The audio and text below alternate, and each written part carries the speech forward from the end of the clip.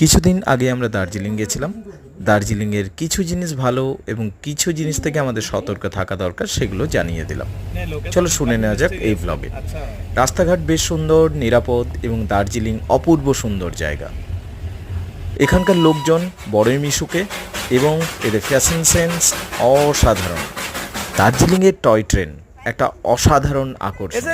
সেখানকার চা বাগান এবং সেখানকার ট্র্যাডিশনাল পোশাক তোমাকে মোহিত করবে। অসাধারণ সুন্দর দৃশ্য। তবে দার্জিলিংয়ের সবথেকে বেশি আনন্দদায়ক বিষয় হলো এখানকার আবহাওয়া, ঠান্ডা আবহাওয়া। সারা পশ্চিমবঙ্গে যেখানে চরম গ্রীষ্ম, সেখানে কিন্তু ঠান্ডা আবহাওয়া। দার্জিলিংয়ের ড্রাইভাররা খুবই দক্ষ, বিশেষ করে যে দুজন ড্রাইভারের ছবি দেওয়া হলো তারা তো দারুণ দক্ষ ড্রাইভার।